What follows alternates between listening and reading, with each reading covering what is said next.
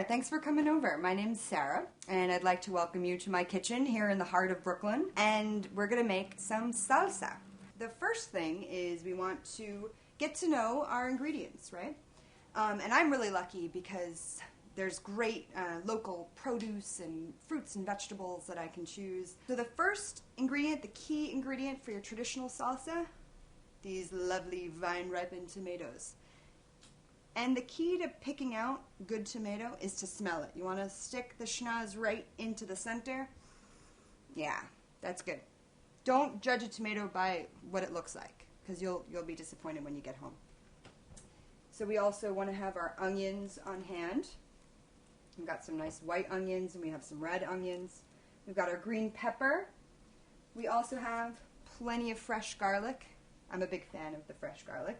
We've got some lime juice. We've got some real beautiful cilantro and parsley here. We have our little tomatillo, which is all dressed up for the occasion, as you can see. That's going to taste just great in the salsa.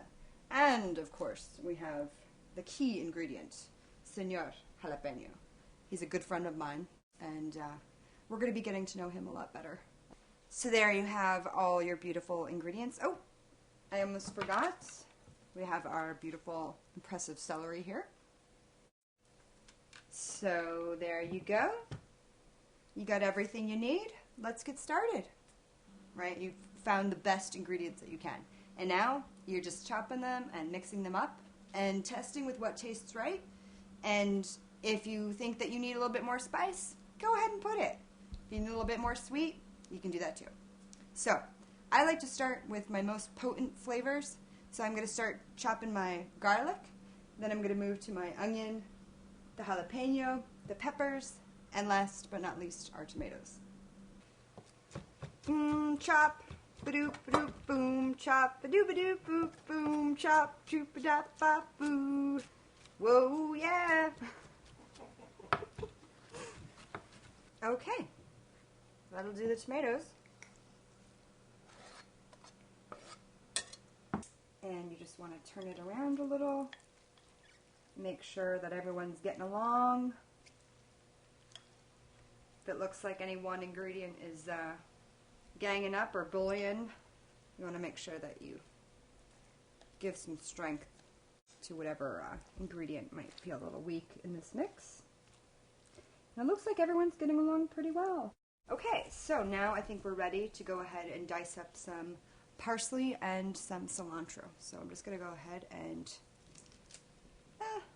just maybe take a third or so of each. It smells really good. And you just want to make sure that everything's mixed around well. Now, a word on the consistency.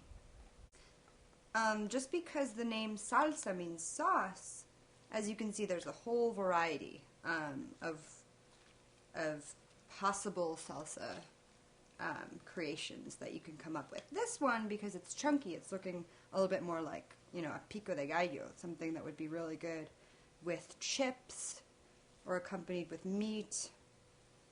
But again, it all depends on how fine you want to go. So if you want it more of a salsa base, like more liquidy, you can go ahead and put it in a food processor and really make sure that the tomato becomes more liquefied. But I think for what I want to do right now, this is pretty much as fine as I want to take it. Okay, so now that we have all of our crucial ingredients, this is the fun part. Now you just get to go as wild as you need to be and spice it up. So I always appreciate a little bit of olive oil in whatever I'm cooking. So I'm going to go ahead and drizzle some of that onto my salsa.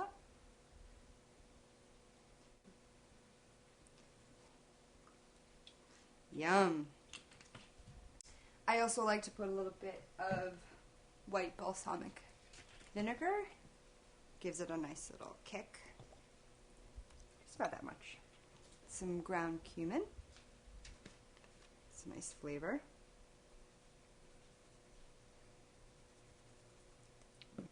So again, with deciding how to season your salsa, it's just whatever flavors are calling to you. Today, some cayenne red pepper is calling to me.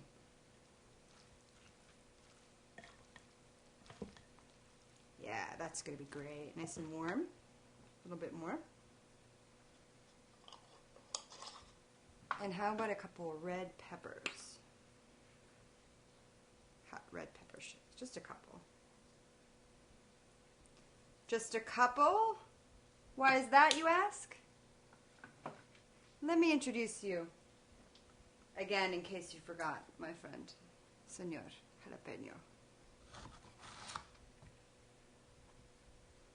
And just like with the green pepper, best to get all those seeds out because that's really where the heat is.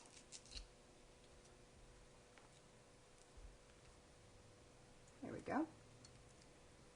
Ooh, this guy's hot. Hot, hot, hot. And you know your audience better than I do, so go ahead and be your own judge as far as how much of Señor Jalapeno you want to invite over. I'm gonna start light. I'm gonna put about half a jalapeno pepper into my salsa. Just a little splash of some fresh lime juice. Not too much. And a word about this kind of salsa. If you can't eat it all today, no worries, because the longer it sits for, the more powerful the flavor is going to be, and you're going to enjoy it that much more tomorrow. This is one of those dishes where the leftovers taste even better the next time around. Smells great. There you go. There you have it, salsa.